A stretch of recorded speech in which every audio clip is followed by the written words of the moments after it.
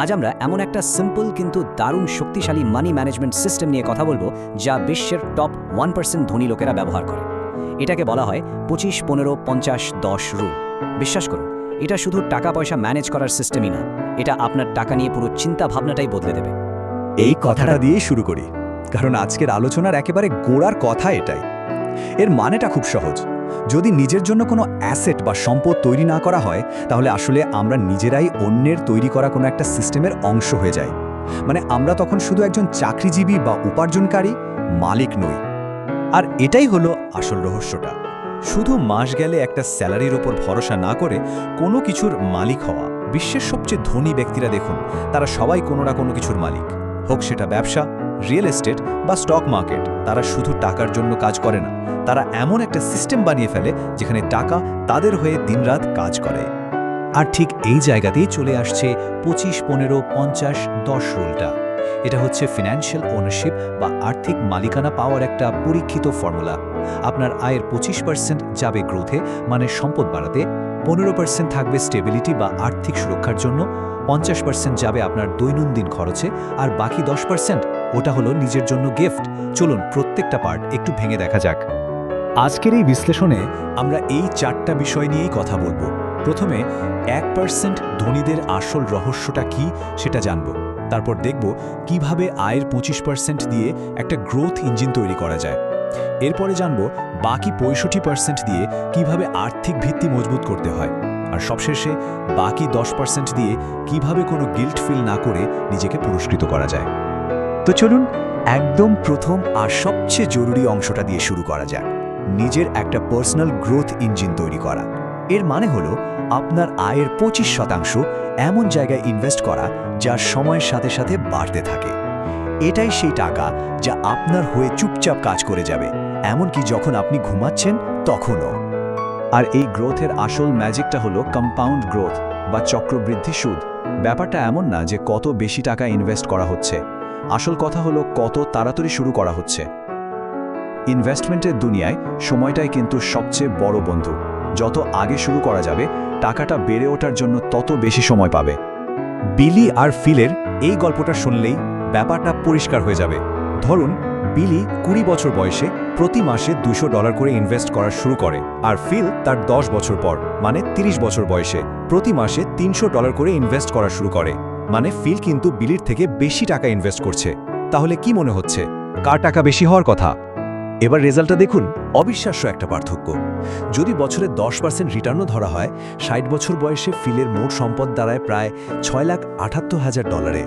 কিন্তু বিলি, যে কিনা মোট বিনিয়োগ কম করেছিল, তার সম্পদ বেড়ে দাঁড়ায় $1.2 মিলিয়ন বেশি, মানে প্রায় ডবল। বিলি প্রায় $6 লাখ বেশি কামিয়েছে শুধু 10টা বছর আগে শুরু করার জন্য। এটাই হলো কম্পাউন্ডিংয়ের আসল জাদু। প্রশ্ন হলো, এই 25% টাকাটা খাটানো হবে কোথায়? এখানে রিস্ক অনুযায়ী একটা লিস্ট দেওয়া হলো। সবচেয়ে সেফ হলো ইন্ডেক্স ফান্ড, যেখানে বাজারের সেরা কোম্পানিগুলোতে একসাথে ইনভেস্ট করা যায়। এরপর আছে রিয়েল এস্টেট। মাঝারি ঝুঁকিতে আছে নিজের কোনো স্কিল ডেভেলপ করা বা অনলাইন ব্যবসা। আর সবচেয়ে বেশি রিস্কি হলো আলাদা আলাদা স্টক বা ক্রিপ্টোর মতো জায়গায় ইনভেস্ট করা। যারা নতুন শুরু করছেন তাদের জন্য ইন্ডেক্স ফান্ড আর নিজের স্কিল বাড়ানোই সবচেয়ে ভালো অপশন। আচ্ছা, এবার আসা যাক স্ট্র্যাটেজির ডিফেন্সিভ সাইডে। আয়ের 65% ব্যবহার হবে আর্থিক ভিত্তি মজবুত করার জন্য।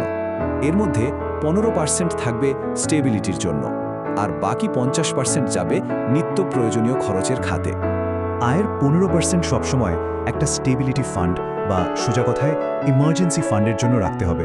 ভাবুন তো, হঠাৎ চাকরি চলে গেল বা কোনো মেডিকেল এমার্জেন্সি আসলো, এই ফান্ডটা তখন একটা সেফটি নেটের মতো কাজ করবে, যাতে কষ্ট করে জমানো ইনভেস্টমেন্টগুলো ভাঙতে না হয়। এই এমার্জেন্সি ফান্ডটা বানানোর জন্য 3টা সহজ স্টেপ আছে।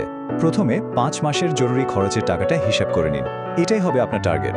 2, এই টাকাটা এমন একটা সেভিংস অ্যাকাউন্টে রাখুন যেখানে কোনো রিস্ক নেই আর যখন দরকার সহজেই তোলা যায়। আর সবশেষে স্যালারি পাওয়ার সাথে সাথেই অটোমেটিক টাকা সরিয়ে ফেলার একটা সিস্টেম করে ফেলুন, তাহলে দেখবেন ফান্ডটা খুব তাড়াতাড়ি তৈরি হয়ে গেছে।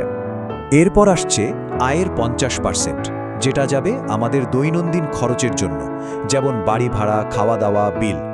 এখানে সবচেয়ে বড় চ্যালেঞ্জ হলো লাইফস্টাইল ক্রিপ এড়ানো, মানে আয় বাড়ার সাথে সাথে খরচও বাড়িয়ে ফেলা। মনে রাখতে হবে আসল সম্পদ তো সেটা যা চোখে দেখা যায় না, মানে যা আপনার ব্যাংক অ্যাকাউন্টে বা ইনভেস্টমেন্টে আছে। বিষয়টা অনেকটা এরকম, হয়তো আপনার এক বন্ধু ব্র্যান্ডেড শার্ট, দামি ঘড়ি পরে নিজেকে খুব ধনী দেখানোর চেষ্টা করছে, কিন্তু তার ব্যাংক ব্যালেন্স হয়তো প্রায় শূন্য। অন্যদিকে আরেকজন হয়তো খুব সাধারণ জামাকাপড় পরে, কিন্তু তার সেভিংস আর ইনভেস্টমেন্ট প্রতিদিন বাড়ছে। ধনী হওয়া আর ধনী দেখানো কিন্তু এক জিনিস নয়। তাহলে এসব ফালতু খরচ আটকানোর উপায় কি? কিছু কেনার আগে নিজেকে শুধু এই একটা প্রশ্ন করুন, এটা কি হুট করে বা ইমোশনের বশে কেনা হচ্ছে? যদি উত্তর হ্যাঁ হয়, তাহলে 7 দিনের নিয়মটা কাজে লাগান, মানে 7 দিন অপেক্ষা করুন। আমি বাজি ধরে বলতে পারি, বেশিরভাগ সময় দেখবেন 7 দিন পর ওই জিনিসটা কেনার ইচ্ছাটাই চলে গেছে। আচ্ছা, ধরুন 7 দিন পরেও কেনার ইচ্ছেটা গেল না, তখন নিজেকে দ্বিতীয় প্রশ্নটা করুন, এটা কি আমি ব্র্যান্ডের নামের জন্য কিনছি, নাকি এর আসল ভ্যালু বা কোয়ালিটির জন্য? অনেক সময় আমরা শুধু বিজ্ঞাপনের চক্করে পড়ে ব্র্যান্ডের পেছনে ছুটি। লং টার্ম ভ্যালু আর কোয়ালিটির দিকে ফোকাস করা উচিত। শুধু নামের জন্য বেশি টাকা খরচ করা ঠিক নয়। আর একদম শেষ প্রশ্নটা হলো, এই জিনিসটা কি সত্যি সত্যি আমার জীবনটাকে কোনোভাবে বেটার করবে? এই প্রশ্নটা নিজেকে করলে বোঝা যায় যে কেনাকাটাটা কি আসলেই দরকারি, নাকি শুধু বোর্ডম বা লোক দেখানোর জন্য করা হচ্ছে। ভেবেচিন্তে খরচ করাই হলো ফাইন্যান্সিয়াল ডিসিপ্লিনের আসল চাবিকাঠি। আর ফাইনালি আমরা চলে এসেছি এই পুরো সিস্টেমের সবচেয়ে মজার অংশে। আপনার আয়ের শেষ 10% হলো আপনার নিজের জন্য পুরস্কার। এই টাকাটা আপনাকে মেন্টালি রিচার্জ হতে আর লম্বা সময়ের জন্য এই প্ল্যানটা ফলো করতে হেল্প করবে। দেখুন, এই রিওয়ার্ড ফান্ডটা কিন্তু কোনো অজুহাত না, এটা একটা স্ট্র্যাটেজি। যেমন ধরুন, যারা খুব কড়া ডায়েট করে তাদের জন্য একটা চিট মিল খুব জরুরি। এটাও ঠিক সেরকম। এটা আপনাকে একঘেয়ে সেভিংসের ক্লান্তি থেকে বাঁচায় আর পুরো জার্নিটাকে মজার করে তোলে। কোনো রকম গিল্ট ফিল না করে এই টাকাটা খরচ করার জন্য একটা আলাদা ব্যাংক অ্যাকাউন্ট খুলুন। নাম নিতে পারেন জয়জার বা খুশির বাক্স। প্রতি মাসের আয়ের 10% অটোমেটিক্যালি ওখানে ট্রান্সফার করে দিন। আর এই টাকাটা চেষ্টা করুন জিনিসপত্রের বদলে অভিজ্ঞতার পেছনে খরচ করতে, যেমন কোথাও ঘুরতে যাওয়া, নতুন কিছু শেখা বা প্রিয়জনদের সাথে সময় কাটানো। কারণ সত্যি বলতে, সুন্দর মেমোরি তৈরি করার থেকে দামি আর কিছুই হতে পারে না। এই কথাটা পুরো ব্যাপারটাকে খুব সুন্দরভাবে বুঝিয়ে দেয়। আসল সম্পদ কিন্তু জিনিসপত্রে নয়, বরং জীবনের সুন্দর অভিজ্ঞতার মধ্যে লুকিয়ে আছে। যে জিনিসগুলো আমাদের সত্যি সত্যি আনন্দ দেয়, সেই সব কিছুর পেছনেই এই পুরস্কারের টাকাটা খরচ করা উচিত। তাহলে এই হলো 25-15-50-10 নিয়মের পুরো ছবিটা। 25% আপনার সম্পদ বাড়ানোর জন্য, 15% আর্থিক সুরক্ষার জন্য, 50% জরুরি খরচের জন্য, আর বাকি 10% নিজেকে রিওয়ার্ড দেওয়ার জন্য, যাতে পুরো সিস্টেমটা লম্বা সময় ধরে চালানো যায়। এটা এমন একটা ব্যালেন্সড আর পাওয়ারফুল সিস্টেম যা যে কেউ ফলো করতে পারে। যাওয়ার আগে শুধু একটা প্রশ্ন রেখে যেতে চাই, একটা সত্যিকারের সমৃদ্ধ জীবন, যেটা শুধু দেখতে ধনী নয়, আপনার কাছে তার আসল মানেটা কি? আপনার আর্থিক লক্ষ্যগুলো আপনার জীবনের আসল মূল্যবোধের সাথে কতটা মেলে? এই উত্তরটা খুঁজে বের করাই কিন্তু আর্থিক স্বাধীনতার পথে প্রথম এবং সবচেয়ে জরুরি ধাপ।